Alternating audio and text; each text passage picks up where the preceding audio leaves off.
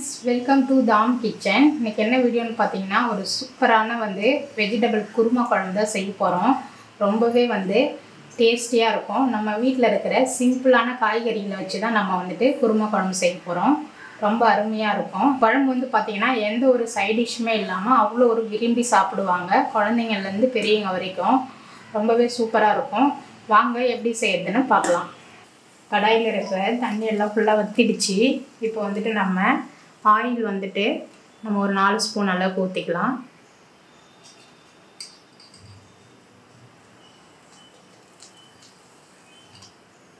இந்த ஸ்பூனால் நான் 4 ஸ்பூன் ஊற்றுறேன். ஒரு 3 கிராம்பு போட்டுக்கிறேன். நான் சின்னதாக ஒரு பட்டை போட்டிருக்கேன். 2 ஏலக்காய் போட்டுக்கிறேன். அடுப்பு மீடியம் ஃப்ளேமில் வச்சுக்கோங்க, இல்லைன்னா நம்ம போடுறதெல்லாம் சீக்கிரம் கருகிடும். சின்னதாக பிரியாணி இலை போட்டுக்கிறேன். நான் எல்லாத்தையும் ஒரு கிண்டு விட்டுக்கலாம். இப்போ நம்ம பொடியாக 2 சின்ன மீடியம் சைஸ் வெங்காயம் நறுக்கி வச்சுருக்கேன். இதை நம்ம சேர்த்துக்கலாம்.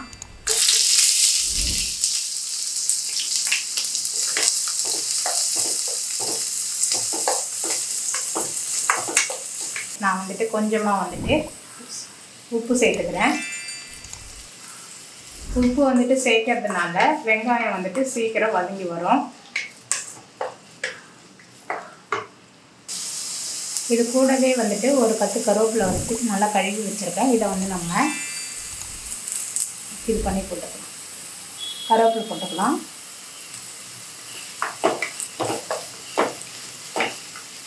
கூடவே பச்சை மிளகாய் நீல வாக்கில் கீறி வச்சுருக்கேன். இதை சேர்த்துக்கலாம். இப்போ நம்ம ஒரு ஸ்பூன் இஞ்சி பூண்டு விழுது சேர்த்துக்கலாம்.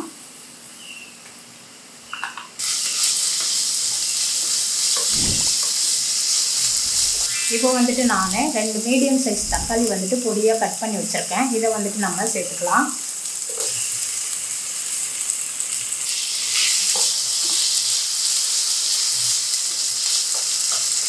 அதுக்கப்புறம் பார்த்தீங்கன்னா நான் ஒரு மீடியம் சைஸ் ஒரு கேரட்டும் ஒரு 4 பீன்ஸும் நல்லா வாஷ் பண்ணிவிட்டு கேரட்டை தோல் சீவி இந்த மாதிரி நான் கட் பண்ணி வச்சுருக்கேன். ரொம்ப பெருசாக இல்லை, ரொம்ப சின்னதாக இல்லை, நார்மலாக கட் பண்ணியிருக்கேன். நீங்களும் எந்த அளவுக்கு உங்களுக்கு சைஸ் தேவை அந்த அளவுக்கு நீங்கள் கட் பண்ணிக்கலாம். இதை நம்ம சேர்த்துக்கலாம்.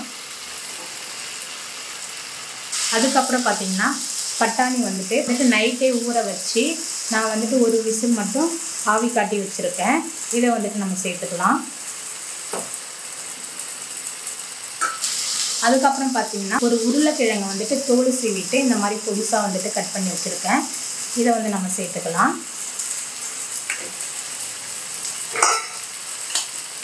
அதுக்கப்புறம் பார்த்தீங்கன்னா ஒரு மூக்கல் தோல் சீவிட்டு அதே மாதிரி கட் பண்ணி வச்சுருக்கேன். அதையும் சேர்த்துக்கலாம்.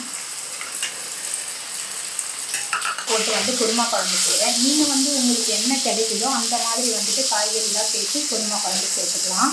காலிஃப்ளவர் சேர்த்துக்கலாம். அதுக்கப்புறம் நிறைய காய்கறிலாம் இருக்குது. என்னென்ன காய்கறி உங்களுக்கு பிடிக்குமோ அதே மாதிரி வெரைட்டியான காய்கறியெல்லாம் சேர்த்து நீங்கள் செய்யலாம். நான் வீட்டில் இருக்கிறத வச்சு தான் இப்போ செய்கிறேன். உங்களுக்கு ரொம்பவே டேஸ்ட்டாக இருக்கும்.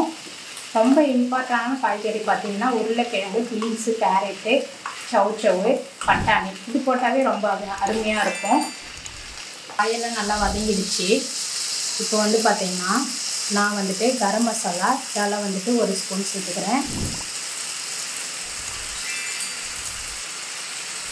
அதுக்கப்புறம் நான் தனித்தனியாக எதுவும் குழம்பு தூள் சேர்க்கலை. இதிலே நான் மல்லித்தூள், மிளகாத்தூள் எல்லாம் சேர்ந்த மாதிரி நாங்கள் வீட்டுக்குன்னே குழம்பு மிளகாத்தூள் அரைச்சி வச்சுருக்கோம். அதை மட்டும்தான் நான் சேர்த்து குருமா குழம்பு செய்ய போகிறேன்.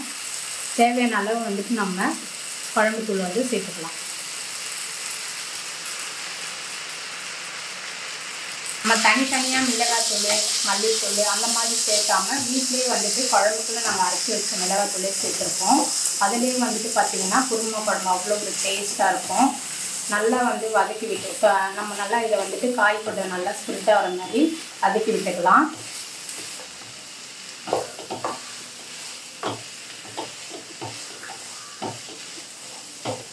குருமா குழம்பு தேவையோ அந்த அளவுக்கு நம்ம தண்ணி சேர்த்துக்கலாம்.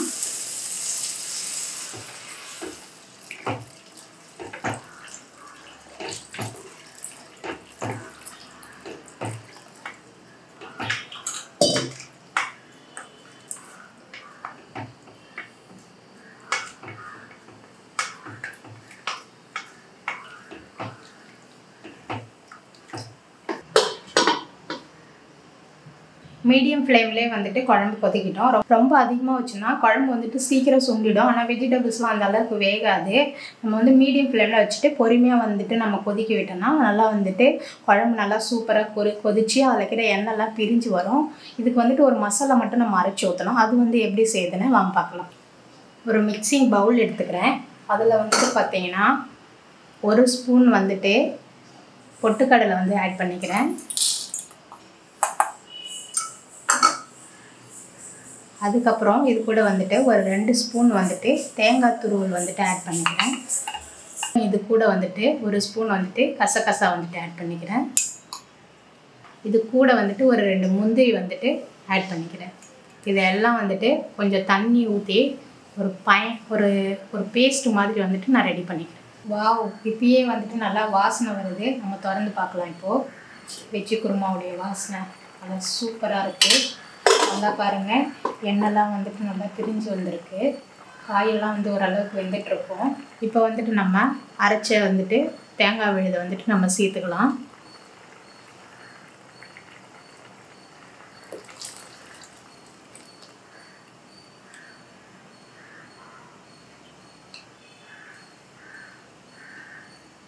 லேசாக வந்துட்டு ஒரு கிளறி விடலாம். ஏன்னா நம்ம வந்துட்டு கூட பொட்டுக்கடலைலாம் வந்து அரைச்சதுனால அது அடியில் போய்ட்டு அப்படியே நின்றுடும்.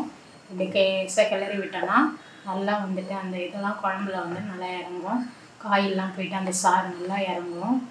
அவ்வளோ ஒரு டேஸ்ட்டாக இருக்கும். இதில் வந்துட்டு நம்ம கசகசா பொட்டுக்கடலை அதுக்கப்புறம் முந்திரி பருப்பு தேங்காய்லாம் அரைச்சி ஊற்றதுனால ரொம்பவே பக்காவாக இருக்கும். சூப்பராக அருமையான ஒரு குருமா குழம்பு வந்துட்டு நம்ம இப்போ ரெடி பண்ணியிருக்கோம். நல்லா கொச்சதுன்னா வந்துட்டு நல்லா சாதத்தில் போட்டு சாப்பிட்றதுக்கு அவ்வளோ ஒரு வாசமாக அவ்வளோ ஒரு டேஸ்ட்டாக இருக்கும். இது வந்துட்டு நம்ம குழம்பு சாதத்துக்கும் சேர்த்து சாப்பிடலாம். அதுக்கப்புறம் வந்துட்டு சப்பாத்தி, தோசை, இட்லிக்குமே ரொம்ப ஒரு அருமையாக இருக்கும். நல்லா வந்துட்டு ஒரு நான்வெஜ்ஜு டேஸ்ட்டில் இருக்கும் வெஜ்ஜு குருமா. இது வந்துட்டு பார்த்திங்கன்னா செய்ய தெரியாதவங்க கூட நான் சொன்ன அளவுகளோட செஞ்சிங்கன்னா அவ்வளோ ஒரு டேஸ்ட்டாக இருக்கும். வீட்டில் எல்லோரும் ரொம்ப விரும்பி சாப்பிடுவாங்க. இப்போ நம்ம வந்து மசாலா போட்டதுக்கப்புறம் இன்னொரு வாட்டி கொதிக்கிட்டோம். இந்த குருமா குழம்பு வந்து பார்த்தீங்கன்னா அவ்வளோ ஒரு அருமையாக இருக்கும். எல்லோரும் ரொம்ப விரும்பி வீட்டில் சாப்பிடுவாங்க. குழந்தைங்களாம் ரொம்ப லைக் பண்ணி சாப்பிடுவாங்க. ஒரு சில குழந்தைங்களாம் வந்துட்டு வேறு குழம்புல வந்துட்டு நம்ம காய்கறி போடும்போது எல்லாத்தையும் தூக்கி தூர போட்டுருவாங்க. ஆனால் இந்த குருமா குழம்புல வந்துட்டு நம்ம எல்லா காய்கறியும் சேர்த்து மசாலாலாம் கொஞ்சம் கரெக்டான அளவில் போட்டு செஞ்சு கொடுத்தோன்னா அவ்வளோ ஒரு விரும்பி சாப்பிடுவாங்க. அந்த அளவுக்கு ஒரு டேஸ்ட்டாக இருக்கும் குருமா குழம்பு. கொதிக்கட்டும். 10 minutes later. வாவ், நல்லா ஒரு சூப்பராக இருக்குது பாருங்க. காயெல்லாம் வந்துட்டு நல்லா பிரிஞ்சு வந்துடுச்சு.